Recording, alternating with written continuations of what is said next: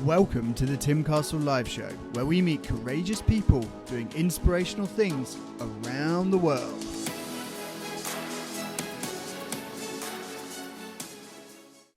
Yeah, thank you so much. Bob Burg, co-author of Go Giver. Thank you and welcome to the show. My pleasure. Love the work you're doing and your accomplishments, and you set such a great example for all of us.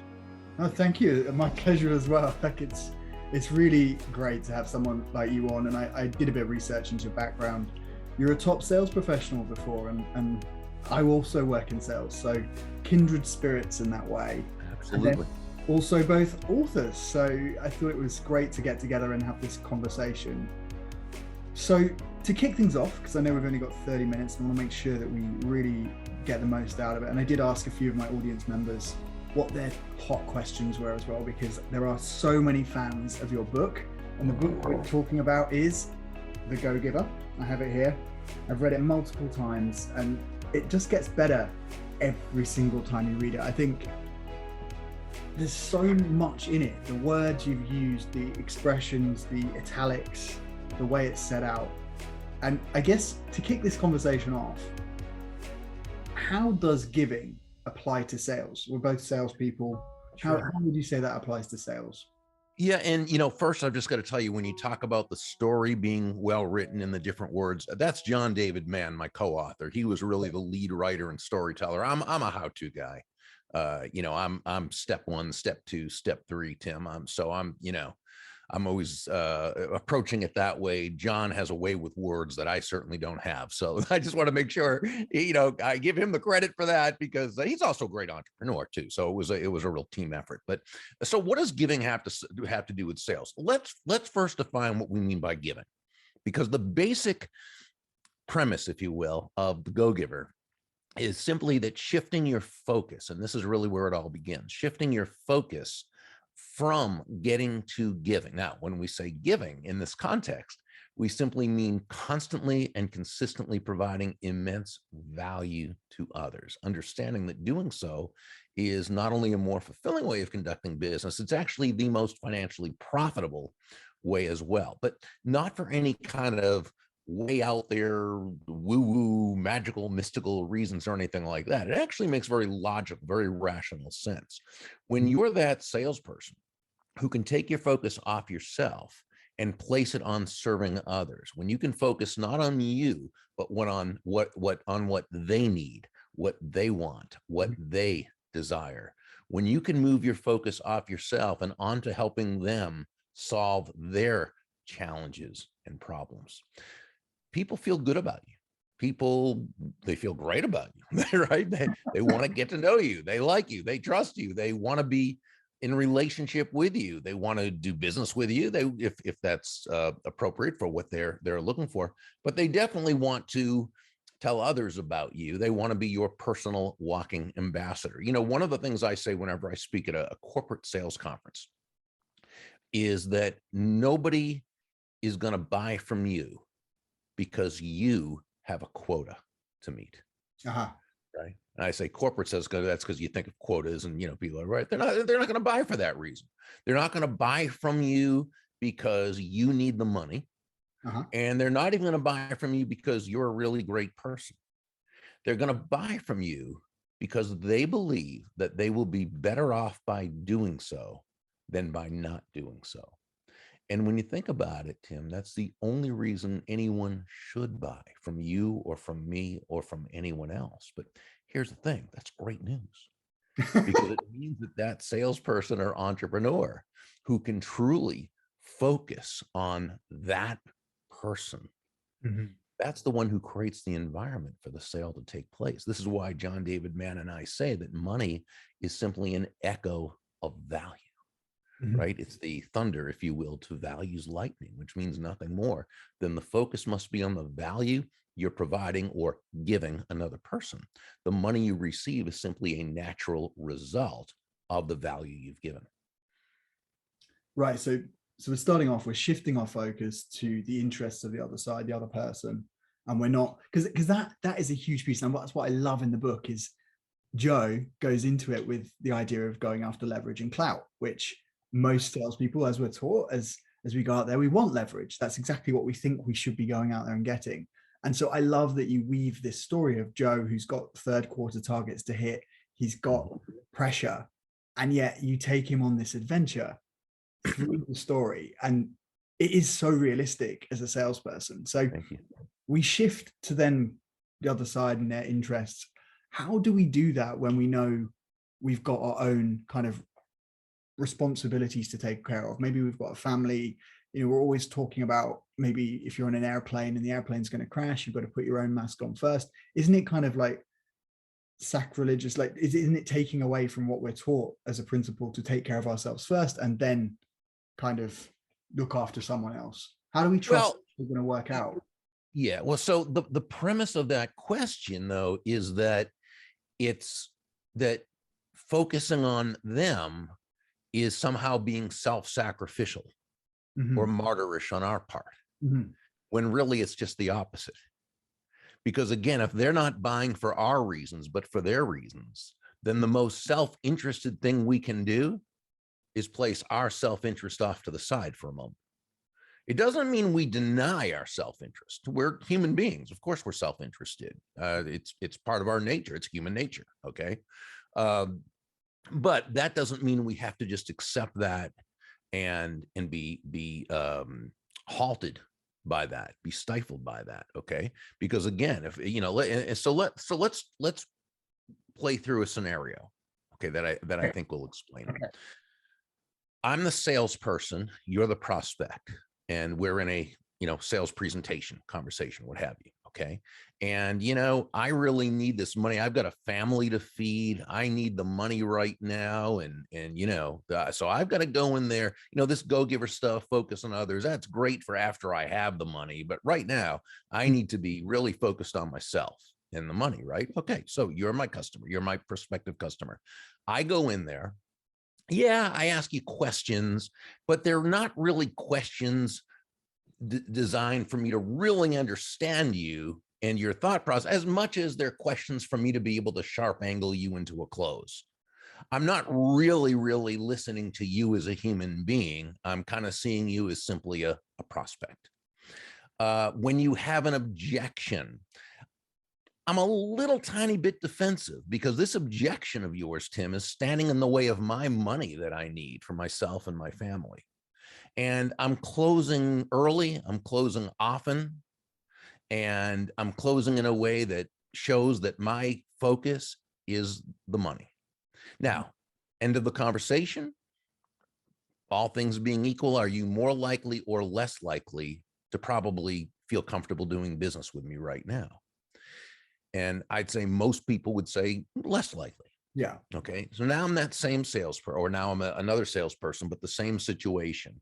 I need the money. I have a family to feed. It's, you know, I've just started in the business and about to do a presentation. But now what I'm going to do is, again, I'm not going to deny my self-interest, but I am going to temporarily suspend it. I'm going to put it off to the side, and I'm going to make my entire focus about you. So I go in there and I ask questions, and these are discovery questions, and I am listening. My goal is to understand what you need, what you want, what you desire. And even when you answer, I'm not assuming that what you said and that what I heard are the same thing, because I know that we come from different sets of beliefs, different ways of seeing the world and so forth. So I tactfully, diplomatically ask you to clarify so that I make sure that I'm totally understanding. Only after I am certain that I know, you know, what you're looking to accomplish through this, do I then tie in the benefits of my product or service with your needs, your wants, your desires. When you have an objection, I welcome it. And I assure you that it's a great question, because for us to be able to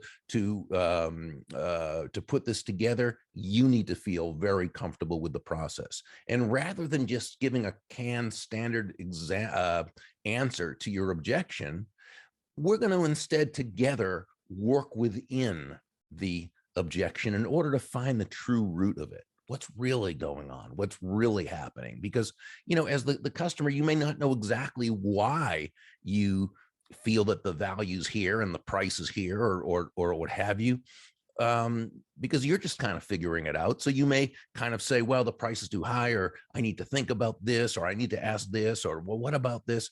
And so we're going to really find out what's really happening, what the true issue is, and we're going to work through it together in order to advance the sale. Okay. And throughout the conversation, you are assured, you know, one thing: my focus is on you. And by the end of the conversation, when I ask you to take action, okay, you're going to simply, I'm really just asking you to say yes to something you've already told me that you want to do. Now, at the end of the conversation, are you more likely or less likely to want to buy from me right now? And I think most people would probably say, sure. Now, so what we need to assure this person who you're talking about, who, you know, feels that, well, what about me? Haven't I, that the best thing they can do in their own self-interest is to totally put their self-interest aside, because the other person's not buying for their self-interest, or for the salesperson's self-interest. The other person's buying out of their self-interest. Okay. And we can't expect anything there. If we expect anything different, we're not dealing with a truth of life and a truth of human nature. So here's the good thing. Once you do this, and once you place their interests first, your sales greatly increase, which is nice, but you also feel even better about what you're doing. Because as human beings, it's also part of our human nature to want to make a contribution, to want to be part of something bigger than ourselves, to want to make the world a better place, to want to add value to others. And as salespeople and entrepreneurs, we do that mostly, we express that mostly through our products and services. Fantastic answer. Fantastic. I think that's going to help many salespeople. And I do have a lot of entrepreneurs and salespeople and founders that when things are on the line, right, they've put a lot of money into a business and they need to make a sale, they need to close a client. And you've just explained the way that they can not only get one client, but they can magnetize themselves. They become more attractive in the process. One of the other aspects of this, because I'm a negotiator. I grew up, my first kind of real job in the business was negotiating for a living. And one of the things in the book that stood out to me was the idea that 50-50 or win-win is actually a bad proposition, and compromise is not the way to go. Can you talk a little bit about that as well? Yeah. So, and that's a great question. So first, yeah, indeed, rather than 50-50, we want it to be 100. Rather than compromise, we want collaboration. And as an expert negotiator, you know that the best type of outcome is one where both people get more of what they want as opposed to less of what they want. Okay. Compromise, you know, we, in one of our follow-up books, The Go-Giver Influencer, one of the mentors jokingly says that compromise comes from an old Greek word meaning nobody actually gets what they want and both sides feel lousy about it.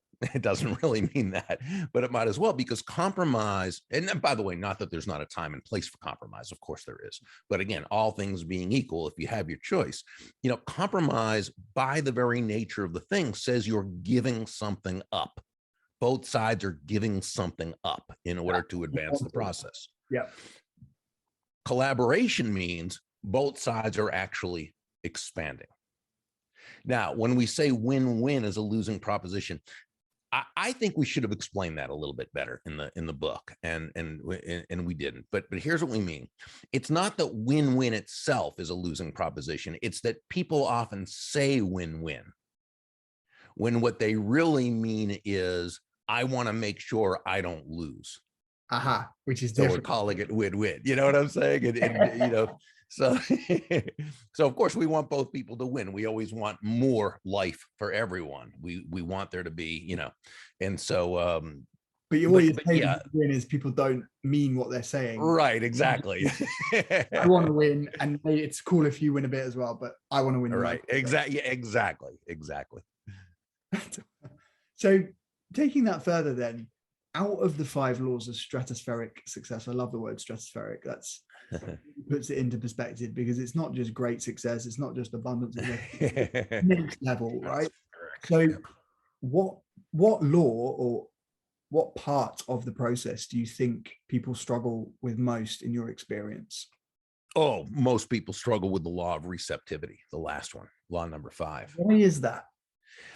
Because the way the world is, the messages, the anti-prosperity messages that we get hit with by the world around us, and this is for most people, it's a combination of upbringing, environment, schooling, news media, television shows and movies where, you know, the good people are always portrayed as poor and struggling, but honest and happy. And the rich people are always the horrible people who want to take over the world and step on people's toes, right? You get that all the time. The message, the lack messages that we get, and you know, this gets into your head and it gets into your unconscious. And you have it can cause a person who from a very young age is hearing all these anti-prosperity messages, now not on a conscious level, again, more insidious on an unconscious level, to you know, think that wealth, prosperity, abundance, business is corresponds with evil in some way.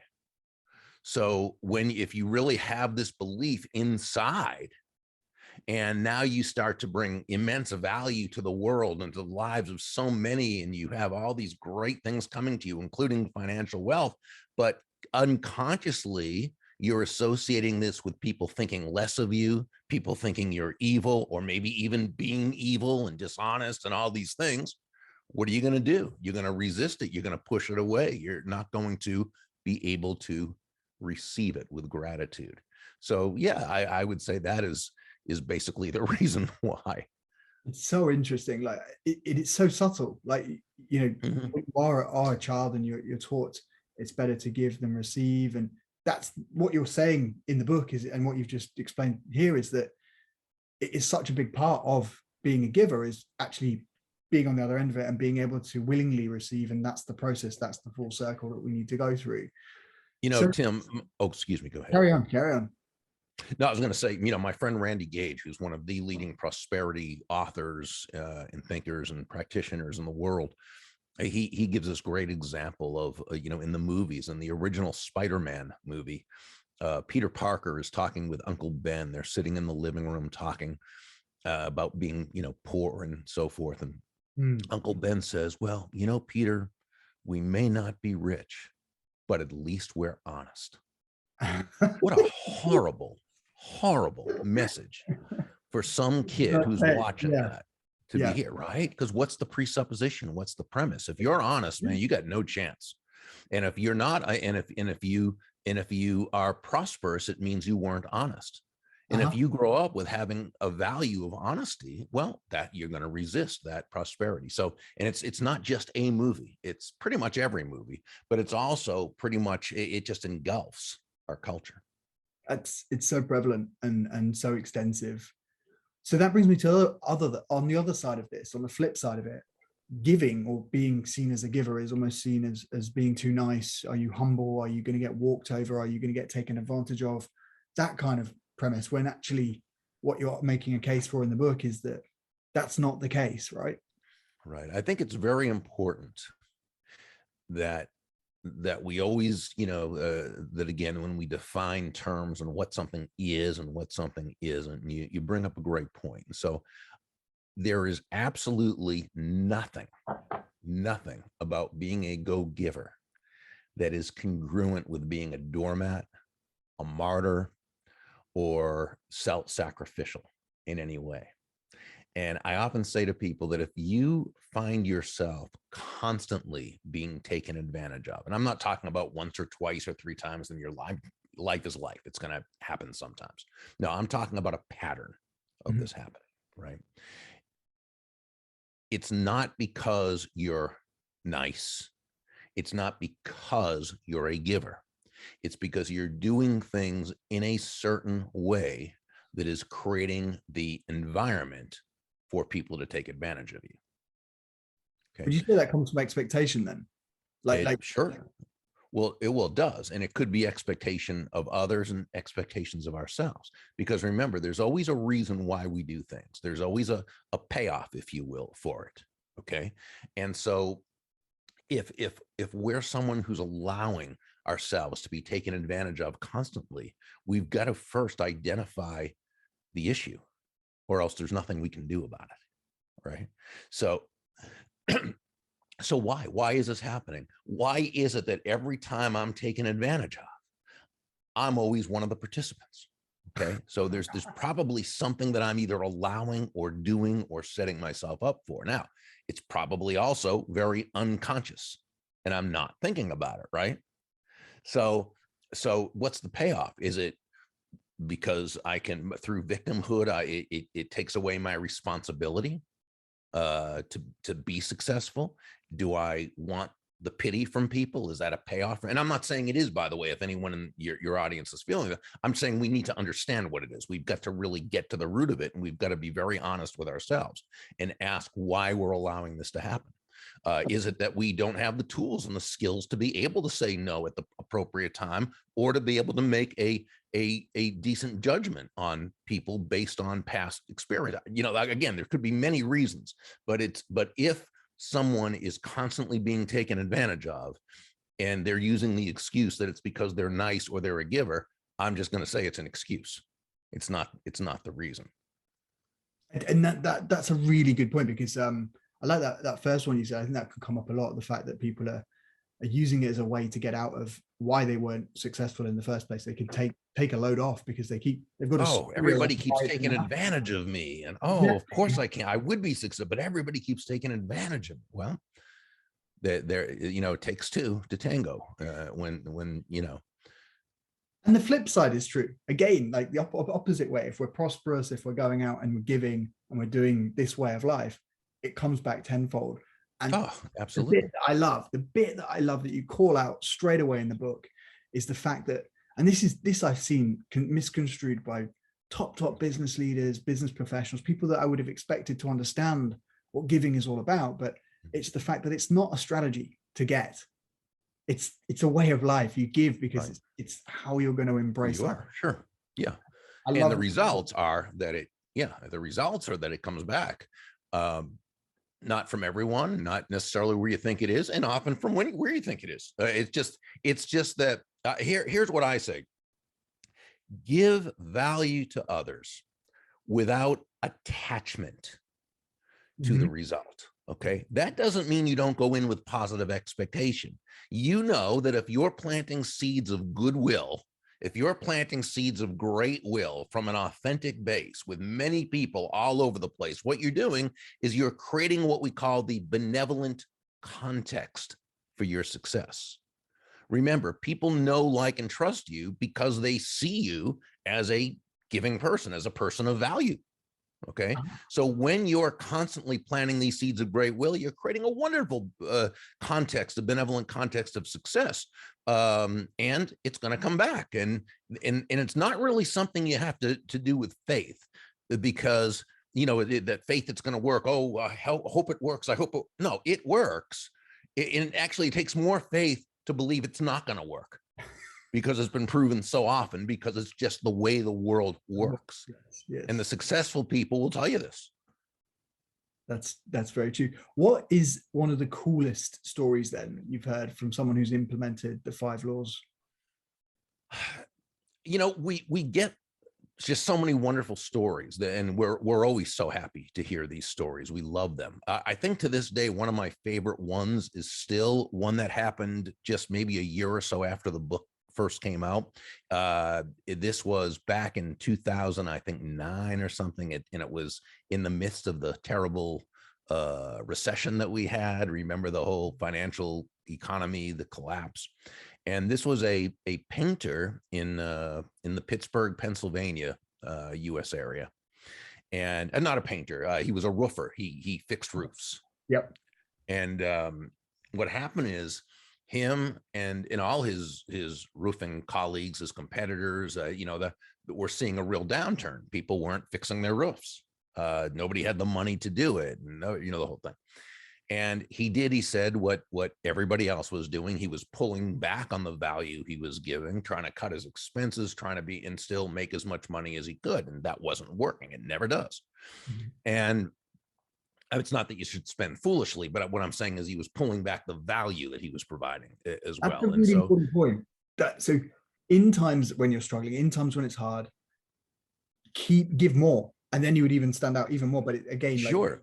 And it doesn't have to cost money to do that. And that's the key. And here's what this guy did. I thought this was really brilliant because he was looking for a way to create value for the marketplace. He found out that a big part of the issue is, people didn't have the money to put out and then wait for their insurance to pay for what he did is he researched the best way to collect money from the insurance company, the quickest way, the most convenient way, and to get the most that you're supposed to. And what he would do is he'd when he'd see a roof that needed repair, he'd go up to the prospect, and he wouldn't just offer to do their roof. That's what they all were doing. And they were saying, no, we don't have the money. What he was doing is letting them know that he has a way that he's going to share with them how they can actually get their money, the money that is owed them from the insurance company, faster, quicker, less hassle, and the highest amount that they're supposed to get. Wow. His business began absolutely booming. That's fantastic. Yeah, I can imagine. It's so cool to hear cases of that and I bet you get them every day. People are emailing. Yeah, and that's additional. You're giving additional value. It's not costing. It cost them some money, time to do the research and do those things. Business is business. You got to do those things. But it's not like he was spending more money in order to do this. No, he found ways to solve problems. He found ways to create value for his customers. And as a result, he prospered greatly. I think that's, again, you've covered a great point there. It's not money. Value isn't just when we think, okay, I'm giving because I'm giving to a charity, and it's got nothing to do with it, really. There's so many other ways to give and to embrace this lifestyle. So what happens when, like, the world, obviously we go out into the world, we're around all different types. What happens when we find ourselves dealing with a taker? How do we, a go taker instead of a go giver, right? Exactly. Yeah, because we love go getters. Some people think, well, opposite of a go giver is a go getter. No, we love go getters. Go getters take action. Combine a go getter, person of action, and a go giver, someone who's absolutely focused on providing value to others. Great combination. We say be a go getter and a go giver. Just don't be a go taker, right? Oh. But there are go takers. So what do you do? Well, obviously, once you suspect or feel someone is a go taker, now that doesn't mean you can't do business with them. And the fact is, if we didn't do business with anyone who was a go taker, we probably wouldn't do business with half the people, or a lot, because it's human nature. Some people are the way they are. We don't have to agree with them, and they don't have to agree with us. But it does mean that we make sure that our boundaries are set. It means we do make sure that as we're dealing with them, first, we don't change. We continue to focus on providing immense value to them, okay? It does mean that we're going to make sure the boundaries are set so that if they're trying to extract from us more than they should, we know how to tactfully and diplomatically, let them know that's not something that we're willing to do, or that we're comfortable doing, or that we choose to do. So no, and now the neat thing is when you're dealing with a go taker and you remain a go giver, again, though, at worst, you're still doing business, and you're doing business according to your values, and both people profit, and that's fine. The best that can happen is that this person sees there's a different way to do things. Wow. Yeah. And they begin to grow. I think that is that. And that's the whole purpose. I know you talk about survive, save, and then serve. And it's kind of those step changes that people can take. And I know that, like, Pinder, the character, was based on Bob Proctor, and there's just so much goodness in this book. But when we talk about the law of compensation, then why are there no limitations on what we can earn? And what is all that about in our last kind of minute as we wrap up? Sure. Well, because you can scale. You can find a way to serve more people. Just as Nicole Martin, the CEO in the story, who began as a school teacher. She loved what she did, loved the kids, loved the parents and the kids loved her. She loved her profession, but she was very frustrated by a public school system that was very bureaucratic and kind of stifled her what she could do. And she couldn't make as much money as she, would have liked to, and so forth. So what did she do? She had great value to offer. So she found a way to leverage her value, increase her reach, the number of people she could serve, right? And through that, earned a lot more income. Adding value to way more people, scaling. Mm-hmm. Bob, look, I know you're a very busy man. This has been such a pleasure, such a joy having you on the show. Thank you. It's been amazing. Where can people find out more about you? And what is your kind of parting words or your advice to them from a Go-Giver perspective? People can find out more about me at Burg, BURG.com, where they can see the books, our Go-Giver community, and so forth.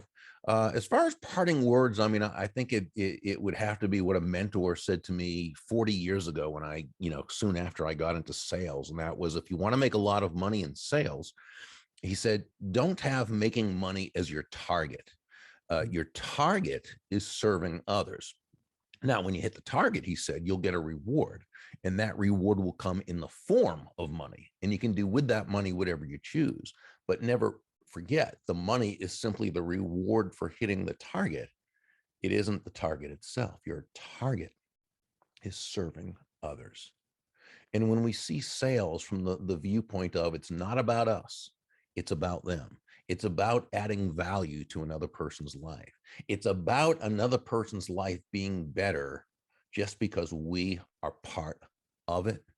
When we approach sales from that foundational premise, Tim, I think we're then 9 steps ahead of the game in a 10-step game. Whoa, very powerful stuff. Guys, I recommend everybody go out, pick up a copy of the Go-Giver, give it a read, give it 10 reads, and you'll be flying. Thank you, Bob. Thank you. It's been a pleasure. So there we have it. The legendary Bob Burg. What an absolute gentleman. What a superstar. Such powerful words from a man who's co-authored a book with John David Mann. Again, it's the Go-Giver. I recommend you pick up a copy. It will change your life, and it will change everybody's life that you pass this message on to. It's changed mine, and I really think that when we talk about success, and as you've heard from this interview, when we talk about success and what it really means to get to the top of your game, this is where it is game changing. We are talking about being a servant leader, but not just talking about providing for our family and contributing and being the best that we can be. We're talking about giving to others, to serving others, and to really stepping into the world in that way. And I think that's what we're truly here to do. We're truly here to make a difference on a big scale. And so I want you to just take in what Bob's saying, but read the book. It's such a superb parable. It goes through so many parts. I've read it a number of times, and I get more joy every time I read it. And I see more parts of what can make you so successful in business. And as Bob said, that doesn't mean missing out on profitability. It just means that your first purpose in life is to serve and to add value. So yeah, it was a joy to have him on, and go check him out, follow him on Instagram, and make sure you pick up the book.